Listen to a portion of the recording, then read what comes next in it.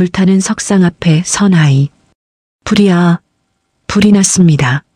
저녁 예불을 준비하던 고요한 산사에 비명이 터져 나왔습니다.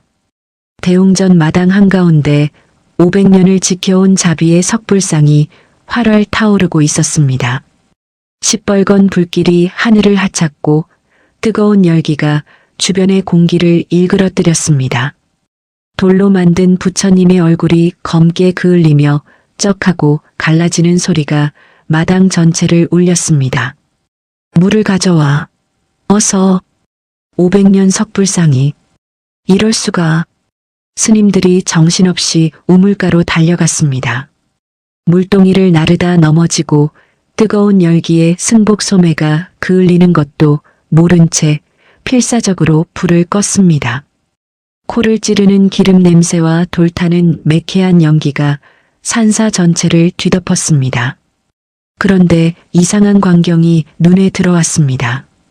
불길이 가장 뜨거운 그곳, 석불상에서 불과 5걸음도 떨어지지 않은 자리에 작은 아이 하나가 무릎을 꿇고 앉아 있었습니다.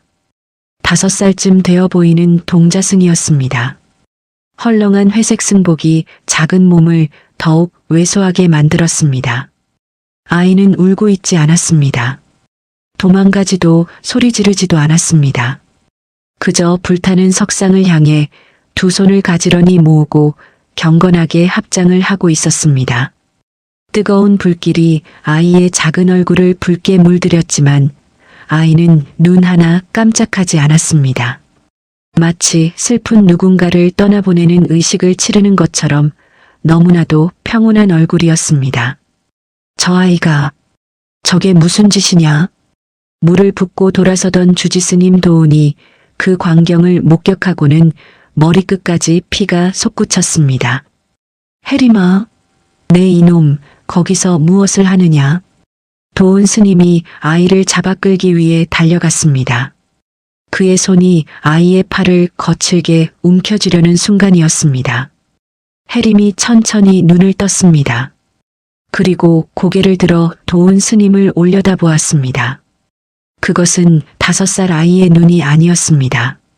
천년의 세월을 담은 듯 깊었고 모든 것을 꿰뚫어 보는 듯 맑았으며 타오르는 불길보다 더 뜨거운 연민을 담은 눈이었습니다. 도운 스님은 그 눈빛에 압도되어 아이를 잡으려던 손을 공중에서 멈춘 채 그 자리에 얼어붙고 말았습니다. 그의 등에 식은땀이 흘렀습니다. 온몸의 털이 곤두섰습니다. 이 눈빛은, 여기는 태백산맥 깊은 골짜기, 속세의 발길이 거의 닿지 않는 곳에 자리한 천년고찰 지운사입니다. 지운사는 사계절 구름에 쌓여 있어 그 이름이 붙었으며 아는 사람만 찾아오는 작고도 오래된 절이었습니다.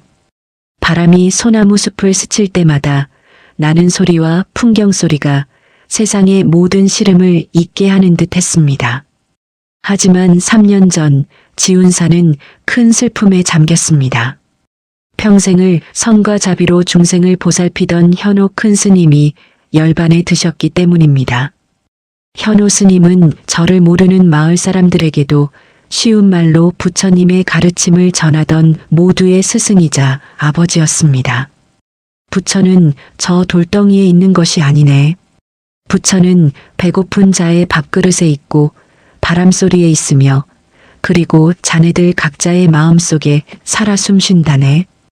현호 스님은 늘 그렇게 말씀하셨습니다. 그분이 떠난 뒤 지운사는 어딘가 모르게 그 따뜻한 온기를 잃어버린 듯 했습니다. 새로 주지가 된 도운 스님은 엄격한 분이었습니다. 그는 현호 스님의 자유로운 가르침보다는 오래된 규율과 형식을 더욱 중요하게 생각했습니다. 불공은 더 거창해졌고 법당은 더 화려하게 꾸며졌습니다. 하지만 스님들의 얼굴에는 그림자가 드리워지기 시작했습니다. 그리고 그날 유난히 하늘이 붉게 물드는 늦가을 저녁이었습니다. 해가 서산으로 막 넘어가고 차가운 저녁바람이 옷깃을 스며들게 했습니다. 스님들은 저녁 예불을 올리기 위해 대웅전으로 향하고 있었습니다. 목탁 소리가 규칙적으로 고요한 산사에 울려 퍼졌습니다. 그때였습니다. 부엌에서 저녁 공양 준비를 마무리하던 공양주 스님이 무언가 이상한 냄새를 맡았습니다. 솔가지 타는 냄새도 향 냄새도 아니었습니다. 코를 찌르는 기름 타는 고약한 냄새였습니다. 이게 무슨 냄새인가? 스님이 고개를 갸웃하며 부엌 문을 열고 나왔습니다. 그리고 그는 자신의 눈을 의심했습니다. 저 멀리 대웅전 앞 너른 마당 한가운데가 시뻘건 불길에 휩싸여 있었습니다. 그 불길의 중심에 있는 것은 다름 아닌 지운사에서 가장 신성하게 여기던 500년 된 자비의 석불상이었습니다. 석불상은 지운사의 상징이었습니다. 현호 큰 스님이 가장 아끼던 불상이기도 했습니다. 돌로 만든 석상이 어떻게 이렇게 활활 타오를 수 있단 말입니까? 누군가 아주 작정하고 석상 전체에 등불용 기름을 들이붓고 밑동에는 마른 짚을 쌓아 불을 붙인 것이었습니다. 벌건 불길이 자비로운 부처님의 얼굴을 핥았습니다. 돌이 뜨거운 열기에 검게 그을리고 탁탁 소리를 내며 갈라지기 시작했습니다. 불이야, 불이 났습니다. 석불상에 불이 붙었습니다. 공양주 스님의 비명소리에 대웅전으로 향하던 스님들이 모두 뛰쳐나왔습니다. 도운주지 스님도 뛰어나왔습니다. 그의 얼굴은 순간 피기가 가시며 하얗게 질렸습니다. 사찰의 심장이 불타고 있는 것이었습니다. 물을 가져오라. 당장. 어느 놈이냐? 어느 천벌 받을 놈이 이런 짓을. 스님들은 모두 정신없이 우물가로 달려가 물동이를 나르기 시작했습니다. 절 마당은 순식간에 아수라장이 되었습니다. 고함 소리, 물 붓는 소리, 불 타오르는 소리가 뒤엉켰습니다. 모두가 필사적으로 불을 끄려 애쓰고 있었습니다.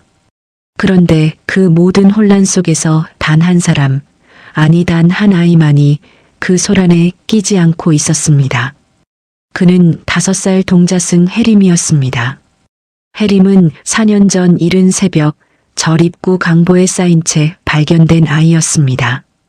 현호 큰 스님이 직접 거두어 바다처럼 넓은 깨달음이라는 뜻으로 해림이라는 이름을 지어주었습니다. 큰 스님이 열반한 뒤로는 말수가 적고 조용한 아이라 있는 듯 없는 듯 지내는 아이였습니다. 모두가 불을 끄느라 정신이 없는 그 순간 해림은 활활 타오르는 석불상 바로 앞 불과 5걸음 떨어진 곳에 무릎을 꿇고 앉아 있었습니다. 작은 몸에 헐렁한 회색 승복이 더 커 보였습니다. 뜨거운 불길이 아이의 작은 얼굴을 붉게 물들였지만 아이는 눈 하나 깜짝하지 않았습니다. 해림은 두려워하거나 울고 있지 않았습니다. 오히려 너무나도 평온한 얼굴이었습니다. 아이는 자신의 작고 여린 두 손을 가슴 앞에 가지런히 모으고 불타는 석상을 향해 경건하게 합장을 하고 있었습니다. 그 모습은 마치 슬픈 존재를 떠나보내는 의식을 치르는 듯 했습니다. 도운주지 스님이 물을 붓고 돌아서다 그 광경을 목격했습니다. 그의 머리끝까지 피가 솟구쳤습니다. 해림아, 내 이놈 거기서 무엇을 하느냐? 미쳤느냐? 당장 물러나지 못해. 주지 스님이 아이를 잡아 끌기 위해 달려갔습니다. 그가 아이의 팔을 거칠게 움켜쥐려는 순간이었습니다. 해림이 천천히 눈을 떴습니다. 그리고 고개를 들어 도운 스님을 올려다보았습니다. 그것은 5살 아이의 눈이 아니었습니다. 수천 년의 세월을 담은 듯 깊었고 모든 것을 꿰뚫어 보는 듯 맑았으며 타오르는 불길보다 더 뜨거운 연민을 담은 눈이었습니다. 도운 스님은 그 눈빛에 압도되어 아이를 잡으려던 손을 공중에서 멈춘 채 그 자리에 얼어붙고 말았습니다. 지운사 마당은 그야말로 아수라장이었습니다. 시뻘건 불길은 하늘을 삼킬 듯이 타올랐습니다.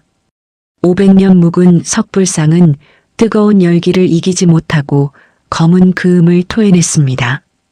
자비롭던 부처님의 얼굴은 이미 검게 변했고 돌로 된 뺨 위로 쩍하고 금이 가는 소리가 마치 비명을 지르는 듯 선명하게 들렸습니다. 스님들은 필사적이었습니다. 물동이를 나르다 넘어지고 뜨거운 열기에 승복 소매가 그을리는 것도 모른 채 불길과 싸웠습니다. 코를 찌르는 기름 냄새와 돌타는 매캐한 연기가 마당을 가득 메웠습니다. 그 모든 혼돈의 한가운데 주지 스님 도우는 그 자리에 우뚝 멈춰 서 있었습니다. 그는 5살 동자승 해림을 잡으려 뻗었던 자신의 손을 차마 거두지도 더 내밀지도 못했습니다. 온몸이 차가운 얼음으로 변해버린 듯 했습니다. 그의 눈앞에 있는 것은 분명 4년 전 절 앞에 버려졌던 어린아이 해림이었습니다. 하지만 자신을 올려다보는 그 두 눈은 해림의 것이 아니었습니다. 그것은 마치 천년 묵은 선승처럼 깊었고 이 모든 혼란을 안타깝게 내려다보는 듯한 연민으로 가득 차 있었습니다. 내 이놈, 당장 물러서지 못할까? 도우는 겨우 목소리를 짜냈습니다. 하지만 그 목소리는 공포에 질려 염소처럼 떨리고 있었습니다. 그는 자신이 두려워하고 있다는 사실에 더욱 분노했습니다. 그는 아이의 어깨를 잡아당기려 다시 한번 손을 뻗었습니다. 그때였습니다. 해림의 작은 입이 천천히 열렸습니다. 그리고 그 입에서 나온 목소리는 그 자리에 있던 모든 스님들의 움직임을 멈추게 했습니다. 도우나, 5살 아이의 목소리가 아니었습니다. 그것은 수십 년 무거운 수행이라도 한 듯 깊고 낮게 울리는 목소리였습니다. 세상의 모든 소리를 잠재우는 듯한 힘이 있었습니다. 무엇보다도 그 목소리는 도운 자신이 너무나도 잘 아는 목소리였습니다. 물동이를 들고 뛰어오던 나이 지긋한 지광 스님이 그 자리에 쿵 하고 물동이를 떨어뜨렸습니다. 그의 눈이 찢어질 듯이 커졌습니다. 도우는 온몸에 피가 거꾸로 솟는 듯 했습니다. 너는 누구냐? 감히 내 법명을. 해림은 대답 대신 활활 타오르는 석불상을 향해 가만히 고개를 저었습니다. 아이의 작은 얼굴에 어울리지 않는 깊은 슬픔이 스쳤습니다. 어찌하여 저 돌덩이를 보고 우느냐? 저것이 그리도 아까우냐? 그 목소리, 그 어투, 그 특유의 질책 속에 담긴 연민. 도우는 2걸음 물러서며 비틀거렸습니다. 그의 다리가 풀려 그 자리에 주저앉을 뻔했습니다. 현옥 큰 스님. 도운의 입에서 자신도 모르게 3년 전 열반에 든 스승의 이름이 흘러나왔습니다. 그것은 3년 전 자신이 마지막으로 들었던 바로 그 목소리였습니다. 3년 전 돌아가신 현옥 큰 스님이 지금 5살 동자승의 몸을 빌어 자신의 이름을 부르고 있었습니다. 모든 소리가 멈췄습니다. 물을 나르던 스님들도 불길 앞에서 안절부절 못하던 이들도 모두 자신이 들은 것을 믿을 수 없다는 듯이 어린 동자승과 주저앉은 도운 스님을 번갈아 바라보았습니다. 마당에는 오직 석상이 타오르는 타닥하는 소리만이 남았습니다. 해림, 아니 현우는 천천히 자리에서 일어섰습니다. 작은 아이가 일어섰을 뿐인데도 마치 거대한 산이 일어나는 듯한 위압감이 마당을 눌렀습니다. 내가 어찌 큰 스님의 목소리를, 내가 무슨 요망한 짓을. 도운이 부들부들 떨며 소리쳤습니다. 현우는 그런 도운을 가만히 내려다보았습니다. 그 눈에는 실망감이 가득했습니다. 아직도 깨닫지 못하였구나. 그리고 현우는 모두를 향해 선언했습니다. 그 목소리는 작았지만 모든 스님들의 귓가에 천둥처럼 울렸습니다. 이 불은 내가 지은 것이다. 이 불은 내가 지은 것이다. 그 말은 마치 찬물을 끼얹은 듯 마당을 얼어붙게 했습니다. 스님들은 경악했습니다. 방화범의 자백이었습니다. 그것도 사찰의 심장과도 같은 석불상에 불을 지른 범인이 고작 5살 난 동자승이라는 사실이었습니다. 몇몇 젊은 스님들은 눈앞의 상황을 이해하지 못하고 저 아이가 미쳤구나, 귀신에 씌었어 하고 수군거렸습니다. 도은주지 스님은 경악과 분노로 얼굴이 불그락푸르락했습니다. 스승의 목소리로 방화를 자백하다니 이것은 신성에 대한 끔찍한 모독이었습니다. 내 이놈, 감히 큰 스님을 참칭하고 부처님께 불을 지른 죄를 어찌 감당하려 하느냐? 내가 정령 지옥에 떨어지고 싶은 게냐? 여봐라, 저 요망한 것을 당장 끌어내라. 도운이 고함을 치자 정신을 차린 스님 2명이 해림을 잡기 위해 뛰어들었습니다. 하지만 그들이 아이의 몸에 손을 대기도 전에 해림은 그들을 향해 작은 손바닥을 내밀었습니다. 멈추어라. 그 한마디에 달려들던 스님들이 마치 보이지 않는 벽에 부딪힌 듯이 그 자리에 우뚝 멈춰섰습니다. 그들은 더 이상 한 걸음도 나아가지 못했습니다. 아이의 몸에서 뿜어져 나오는 기백이 두장정을 압도한 것입니다. 현우는 다시 도운을 바라보았습니다. 그의 목소리는 이제 슬픔을 넘어 엄중한 가르침의 무게를 띠고 있었습니다. 도운아, 내가 3년 전 열반에 들기 전에 너에게 무엇이라 하였더냐? 기억하느냐? 도운은 움찔했습니다. 3년 전 스승이 자신의 손을 잡고 남긴 마지막 유언이 떠올랐기 때문입니다. 현우는 도운의 침묵을 긍정으로 알고 말을 이었습니다. 그의 목소리는 불타는 소리를 뚫고 모든 이의 마음에 파고들었습니다. 내가 말하였다. 부처는 저 돌덩이에 있는 것이 아니다. 부처는 글자에 갇혀 있는 것도 아니다. 부처는 배고픈 자의 밥그릇에 있고 바람소리에 있으며 그리고 너희들 각자의 마음속에 살아 숨쉰다고 하였걸. 현우는 불타는 석상을 가리켰습니다. 헌데 이것이 무엇이냐? 내가 떠나고 고작 3년 너희는 마음속 부처는 돌보지 않고 이 차가운 돌덩이에 금칠을 하고 기름을 바르며 절하기에 바빴다. 가난한 이가 절문에 와도 불공드릴 돈이 없으면 다음에 오라 내쫓으면서 저 돌덩이에는 온갖 귀한 것을 다 바쳤더구나. 그 말에 몇몇 스님들은 부끄러움에 고개를 숙였습니다. 분명 그런 일이 있었기 때문입니다. 나는 이 아이의 몸으로 돌아와 4년을 지켜보았다. 나의 가르침은 사라지고 껍데기만 남았더구나. 너희는 부처를 모신 것이 아니라 돌로 만든 우상을 섬기고 있었던 것이다.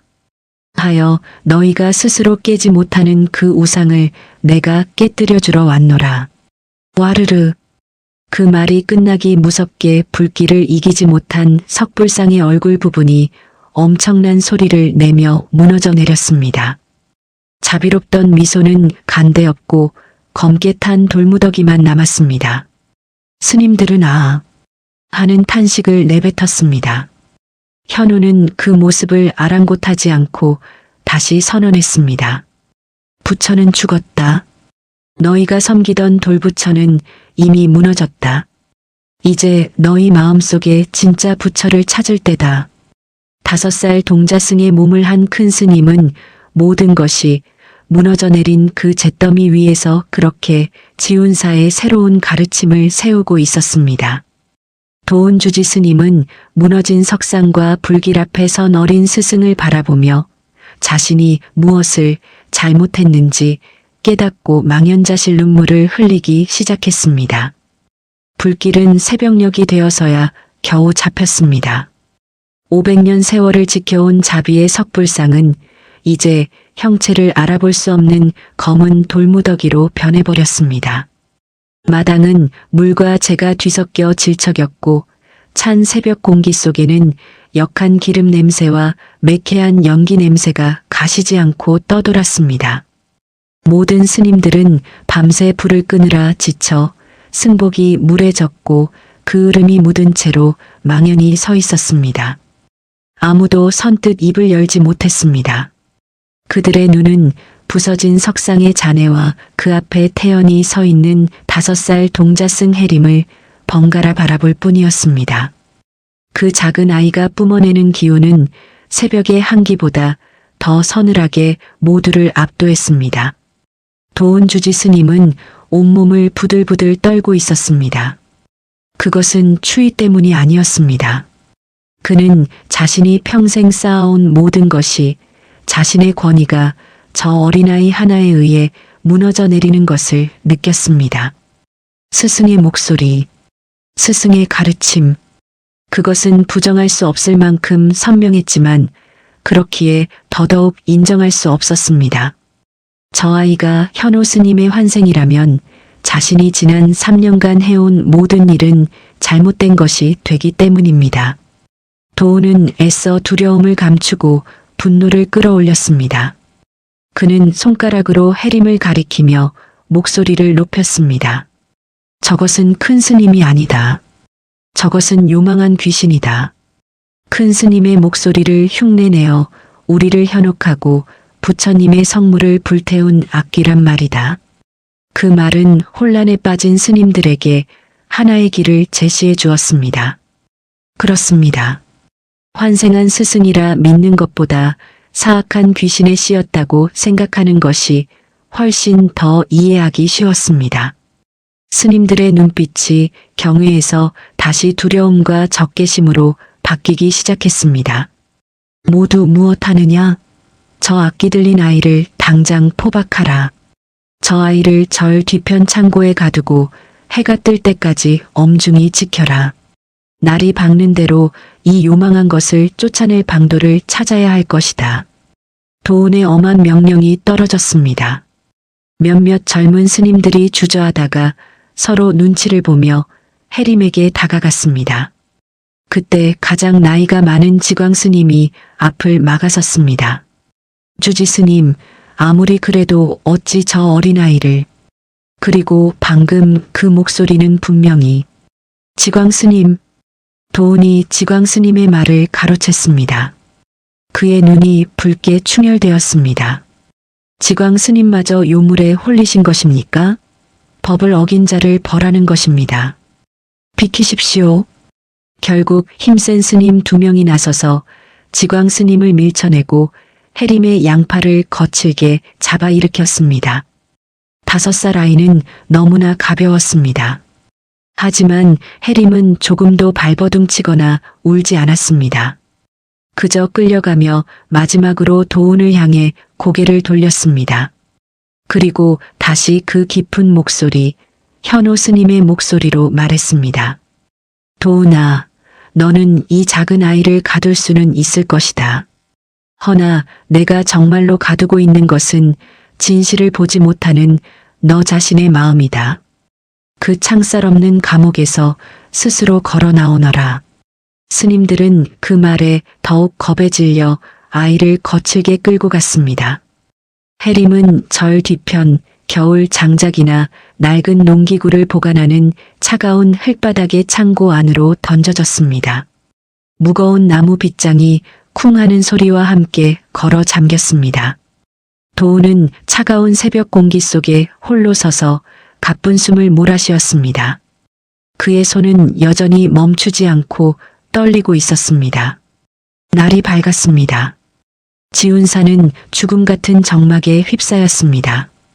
불탄 석상의 잔해는 밤사이 내린 서리에 하얗게 얼어붙어 더욱 처참해 보였습니다. 스님들은 대웅전에 모여 있었지만 그 누구도 예불을 하지 못했습니다.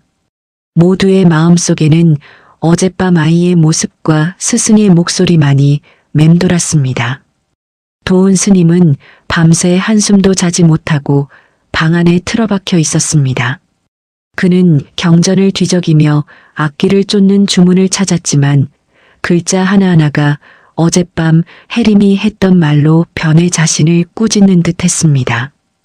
그는 두려웠습니다. 한편 차가운 창고에 갇힌 해림은 어떻게 되었을까요?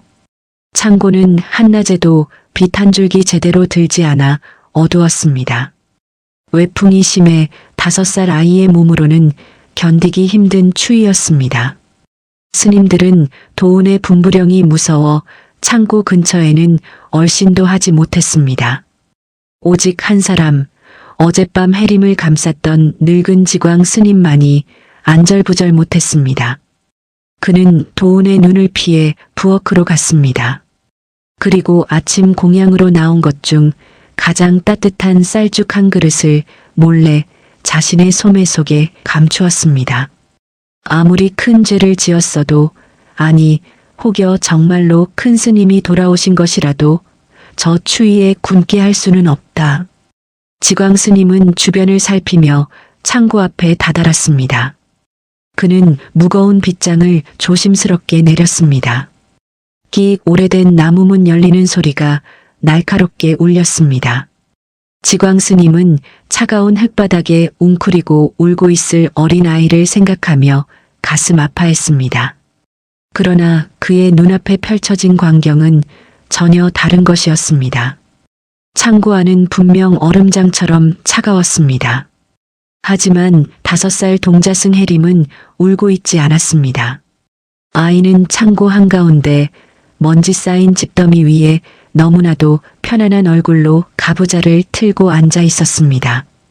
두 눈을 감고 깊은 선정에 빠져 있었습니다. 그 작은 몸 주위로는 이상하게도 한기가 느껴지지 않았습니다. 오히려 희미한 온기마저 감도는 듯했습니다. 해림, 아니 스님. 지광 스님이 자신도 모르게 극존칭을 쓰며 말을 걸었습니다. 해림이 천천히 눈을 떴습니다. 그 눈은 밤새 추위에 떤 아이의 눈이 아니라 깊은 휴식을 취한 수행자의 눈이었습니다. 해림은 지광 스님과 그 손에 들린 죽그릇을 보고 희미하게 미소 지었습니다. 이번에는 다시 5살 아이의 맑은 목소리였습니다. 지광 스님 고맙습니다. 하지만 저는 배고프지 않습니다. 지광 스님은 더욱 혼란스러웠습니다. 이 아이는 대체 누구인가? 그는 죽그릇을 바닥에 내려놓고 아이 앞에 무릎을 꿇었습니다. 가르침을 주십시오. 저는 너무나 혼란스럽습니다. 정령 큰 스님이 돌아오신 것입니까? 해림은 지광 스님을 가만히 바라보았습니다. 그리고 다시 그 깊고 낮은 현호 스님의 목소리가 창고 안을 울렸습니다. 늙은 벗이여, 아직도 눈에 보이는 것을 믿는가?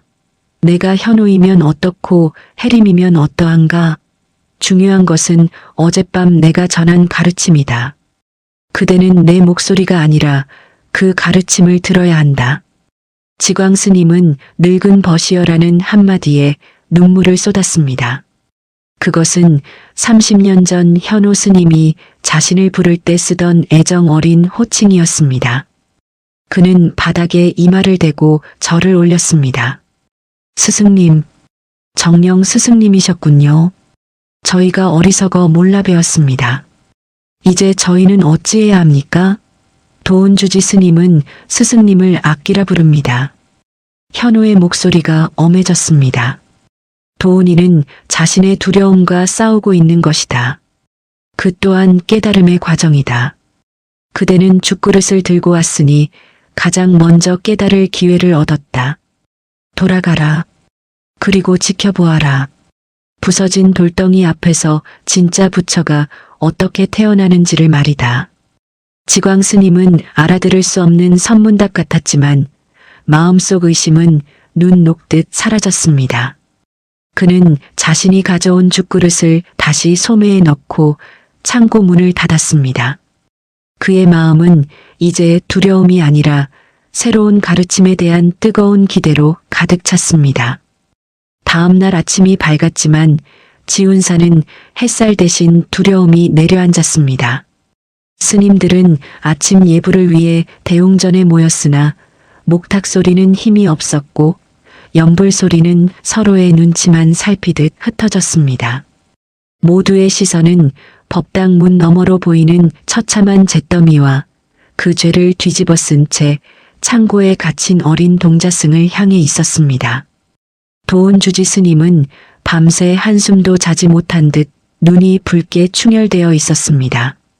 그는 자신이 쌓아온 모든 권위가 지난밤 5살 아이의 입에서 터져나온 그 목소리 하나로 송두리째 흔들리는 것을 견딜 수 없었습니다. 그것이 스승의 목소리였기에 더욱 부정해야만 했습니다. 예불이 끝나자마자 도운은 모든 스님을 마당의 잿더미 앞에 모이게 했습니다. 그는 차가운 목소리로 입을 열었습니다. 모두 똑똑히 보았을 것이다. 어젯밤 우리 지운사의 심장이 500년 성물이 한 줌재로 변했다. 그의 목소리는 슬픔이 아닌 차가운 분노로 떨렸습니다. 이는 단순한 불장난이 아니다. 우리의 신심을 시험하고 이 도량을 더럽히려는 사악한 존재의 소행이다. 스님들은 숨을 죽였습니다. 도운은 창고 쪽을 손가락으로 가리켰습니다. 저 아이 해림은 더 이상 우리가 알던 아이가 아니다. 요망한 악기가 그 어린 몸을 차지하고 돌아가신 큰 스님의 목소리까지 흉내내며 우리를 기만했다. 감히 부처님의 석상에 불을 지르고도 부끄러움조차 모르는 저것이 어찌 사람이겠는가? 그 말은 혼란스럽던 스님들의 마음에 하나의 길을 터주었습니다. 그렇습니다. 환생한 스승을 받아들이는 것보다 악기에 씌었다고 믿는 것이 훨씬 더 쉬운 일이었습니다. 공포는 의심을 지워버렸습니다. 하지만 부처님의 자비는 저 어린아이의 육신마저 버리지 않으신다. 우리는 저 아이의 몸에서 악기를 몰아내고 그 영혼을 구원해야 한다. 이는 고통스러운 싸움이 될 것이다. 도운은 자신이 내릴 명령에 스스로 힘을 싣고 있었습니다. 오늘부터 우리는 정화의식을 거행할 것이다. 저 악기가 스스로 물러날 때까지 창고의 문은 열리지 않을 것이다. 그 안에 음식이나 물을 들여보내는 자는 악기의 편에 서는 것으로 간주하고 이 산문에서 내쫓을 것이다. 그 말에 늙은 지광 스님이 참지 못하고 앞으로 나섰습니다. 그의 손에는 아침에 들고 갔던 빈죽 그릇이 아직 들려 있었습니다. 주지 스님, 아무리 그래도 어찌 그리 잔인한 말씀을 하십니까? 저 아이는 고작 5살입니다. 이 추위에 먹지도 못하면 밤새 얼어 죽을 것입니다.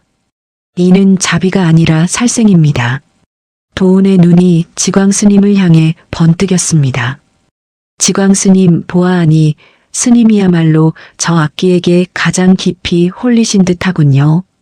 그 손에 든 빈 그릇은 무엇입니까? 설마 내 명을 어기고 저 요물에게 음식을 주려 했습니까? 지광 스님은 순간 말이 막혔지만 이내 허리를 곧게 폈습니다. 그의 눈에는 더 이상 두려움이 없었습니다. 저는 악기를 본 적이 없습니다.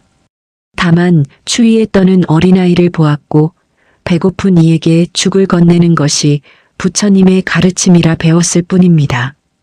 어리석은 소리. 도운은 지광 스님을 무시하고 다른 스님들을 향해 외쳤습니다.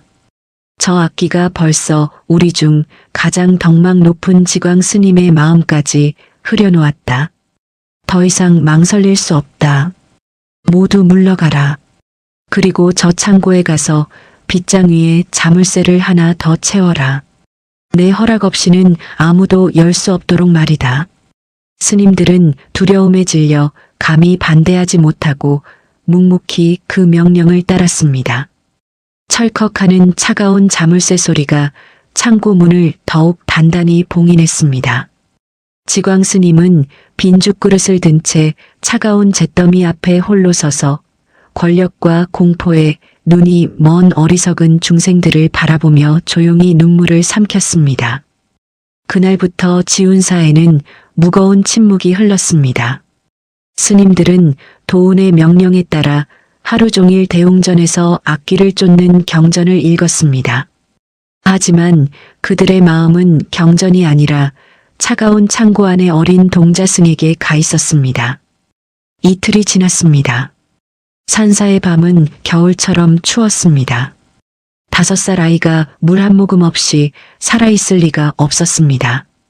스님들의 얼굴에는 죄책감이 서리기 시작했습니다. 도은주지 스님은 점점 더 초조해졌습니다. 그는 밤에 몰래 창고 근처를 살폈습니다. 창고 안에서는 아무런 소리도 들려오지 않았습니다. 죽음 같은 침묵. 도은은 아이가 죽었을 것이라 생각하며 안도하는 동시에 자신이 살생을 했다는 끔찍한 죄책감에 몸을 떨었습니다. 그는 이 모든 것이 악기를 물리친 것이라 스스로를 세뇌시켰습니다. 하지만 지광 스님은 달랐습니다. 그의 마음은 고요했습니다.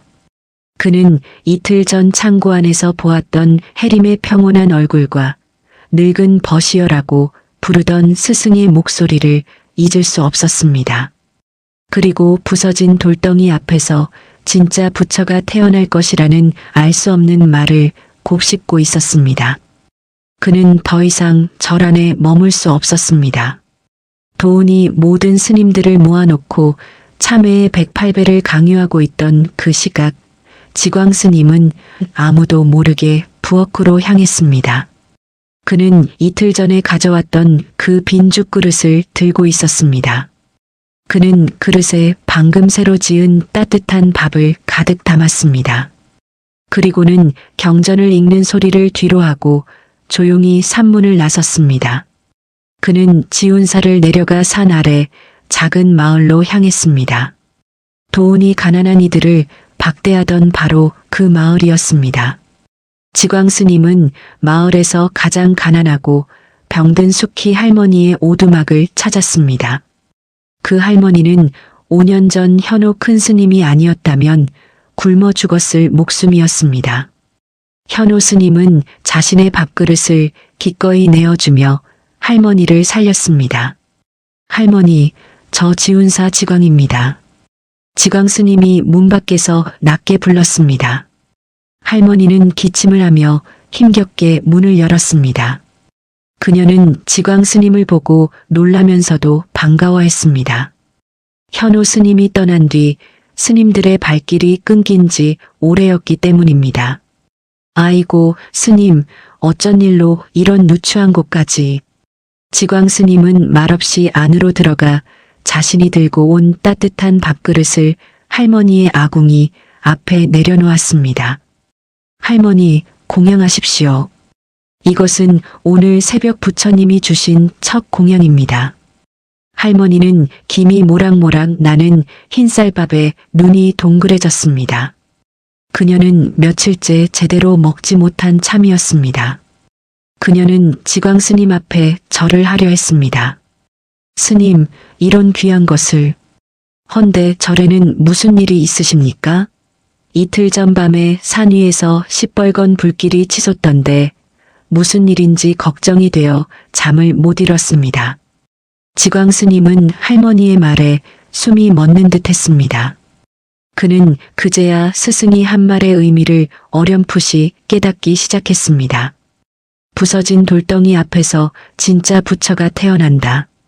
도은과 스님들은 모두 잿더미가 된 돌덩이만 바라보고 있었습니다. 하지만 진짜 부처는, 현호 스님의 가르침은 바로 이 산 아래 가난한 이들의 삶 속에 살아있었던 것입니다.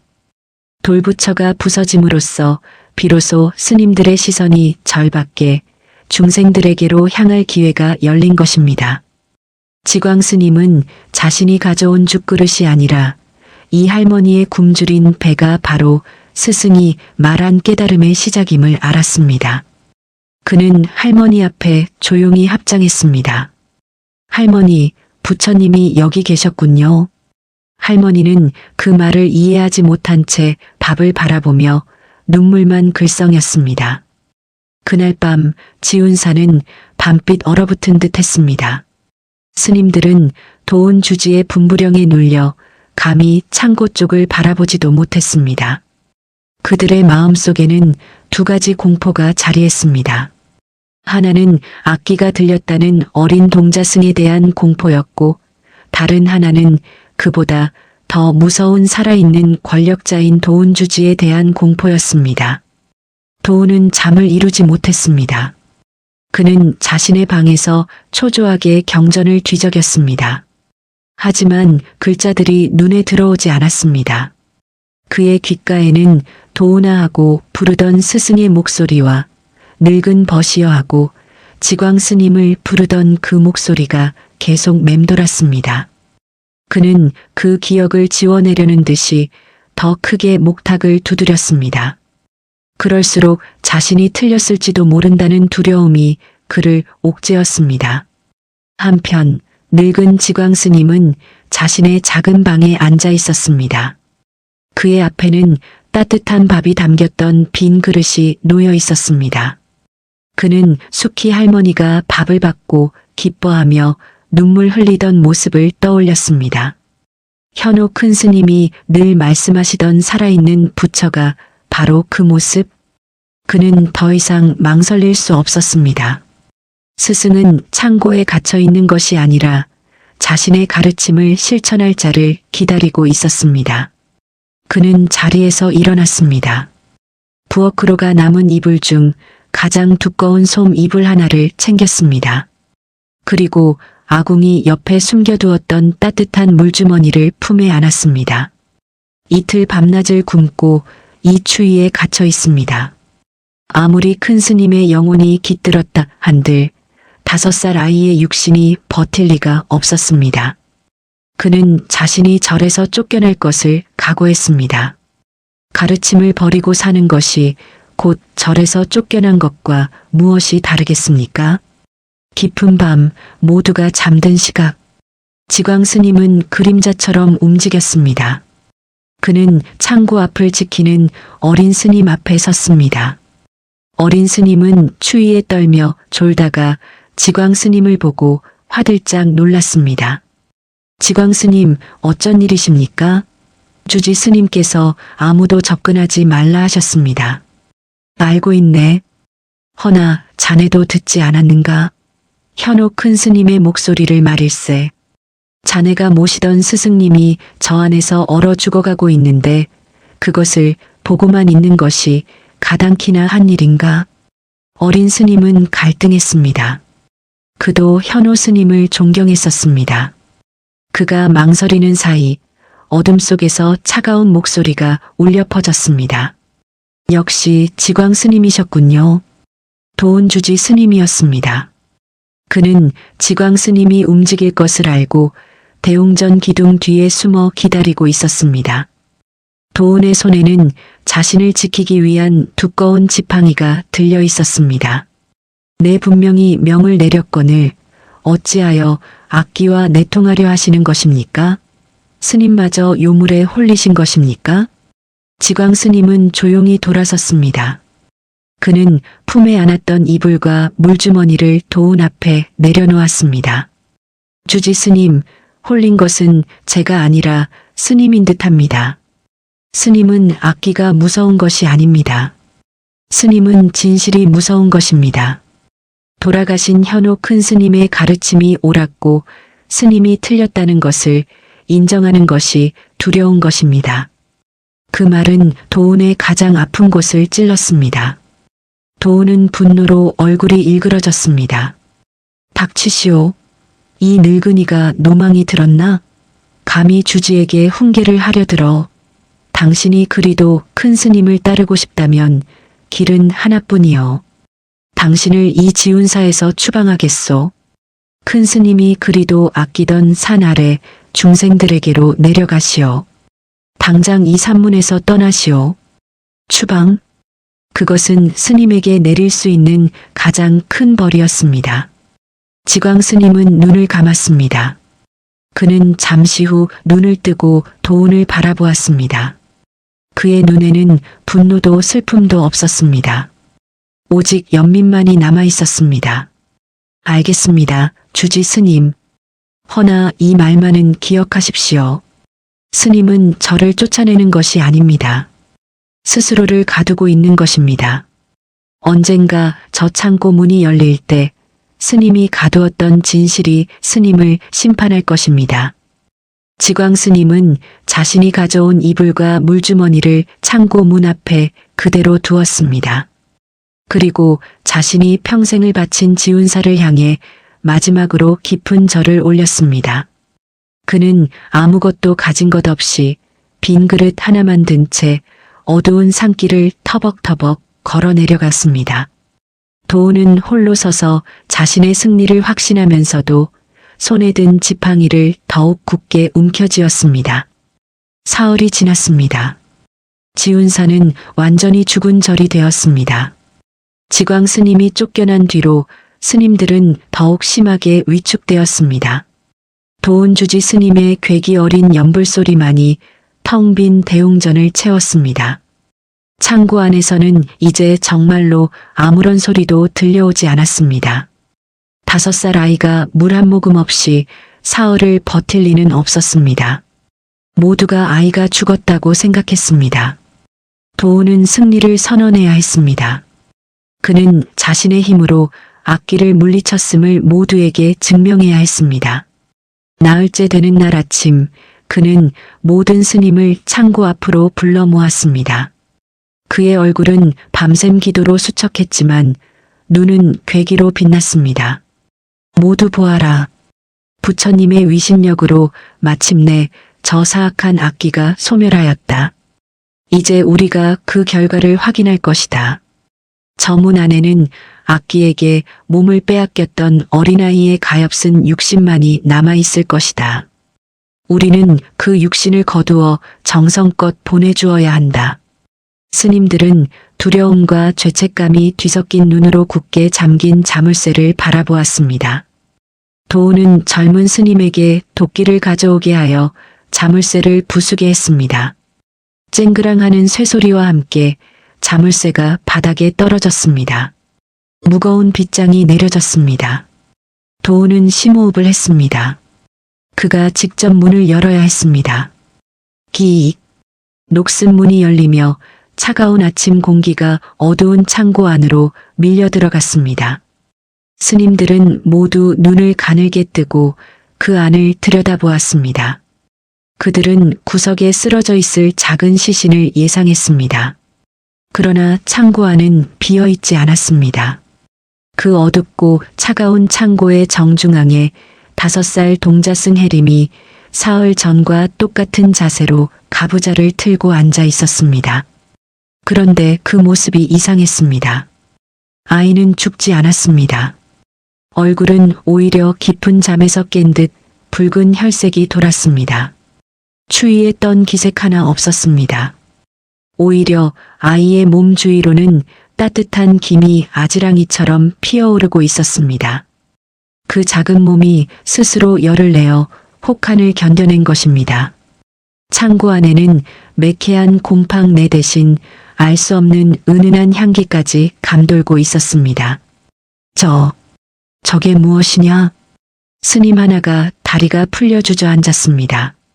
이것은 악기가 소멸한 광경이 아니었습니다. 이것은 인간의 능력을 벗어난 살아있는 기적이었습니다. 도우는 자신의 눈을 의심했습니다. 그는 비명을 지르며 뒷걸음질 쳤습니다. 아니다. 이것은 속임수다. 악기가 우리를 속이는 것이다. 저 이불, 지광놈이 넣어준 것이 틀림없다. 그는 해림이 깔고 앉은 집더미 옆에 지광 스님이 두고 간 솜 이불과 물주머니를 발견했습니다. 하지만 그 순간 깊은 선정에서 깨어난 해림이 천천히 눈을 떴습니다. 그는 자신을 둘러싼 스님들을 보고 공포에 질린 도운을 바라보았습니다. 그리고 다시 현호 큰 스님의 목소리가 울려 퍼졌습니다. 도운아, 사흘이 지났다. 너는 나를 가두었느냐? 아니면 너 자신을 가두었느냐? 악기, 이 요망한 악기야. 도운은 지팡이를 들고 아이를 내리치려 했습니다. 하지만 몸이 움직이지 않았습니다. 현우는 천천히 자리에서 일어섰습니다. 나는 이 아이의 몸으로 물 한 모금 마시지 않고도 사흘을 버텼다. 허나 너는 두려움에 사로잡혀 단 하루도 편히 잠들지 못했다. 누가 진정 지옥에 갇힌 것이냐? 그는 옆에 놓인 이불을 집어들었습니다. 나의 벗지광은 추방의 두려움을 이기고 자비를 실천했다. 그는 이 이불을 나 때문이 아니라 그의 마음속 부처를 위해 가져왔다. 그는 깨달았다. 허나 너는 아직도 돌덩이를 부수고 나온 진실을 보지 못하고 있구나. 모든 스님들이 그 광경 앞에 무릎을 꿇기 시작했습니다. 그들의 눈에는 더 이상 공포가 없었습니다. 경외로움과 참회의 눈물이 흘렀습니다. 큰 스님, 저희가 잘못했습니다. 스승님, 돌아오셨군요. 사방에서 울음이 터져 나왔습니다. 도우는 자신을 제외한 모든 이가 5살 아이 앞에 엎드리는 모습을 보고 손에 들었던 지팡이를 떨어뜨렸습니다. 그의 오만과 권위, 그리고 그를 지탱하던 모든 것이 저 창고 문과 함께 무너져 내렸습니다. 그날 지운사의 모든 것이 변했습니다. 도운주지 스님은 기적이 일어난 창고 앞에 쓰러지듯 무릎을 꿇었습니다. 그는 더 이상 주지가 아니었습니다. 그저 길을 잃고 헤매던 어리석은 수행자일 뿐이었습니다. 그는 5살 아이의 모습을 한 스승 앞에 이마를 대고 피가 나도록 절을 했습니다. 스승님, 제가 어리석었습니다. 저는 두려웠습니다. 스승님이 떠나신 뒤를 이끌 자신이 없었습니다. 그래서 보이는 것에 매달렸습니다. 형식에 매달렸습니다. 그것이 저를 지켜줄 것이라 믿었습니다. 저를 용서하지 마십시오. 해림은 더 이상 현호의 목소리를 내지 않았습니다.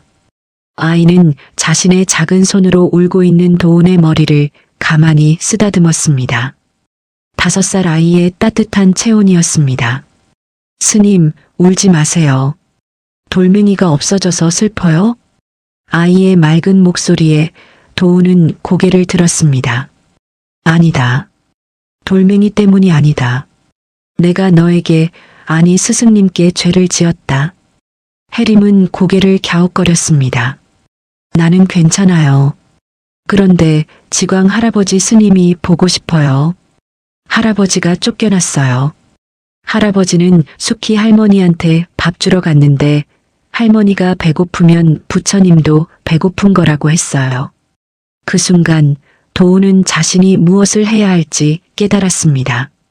가르침은 천둥 같은 목소리가 아니라 이 어린아이의 순수한 마음속에 있었습니다.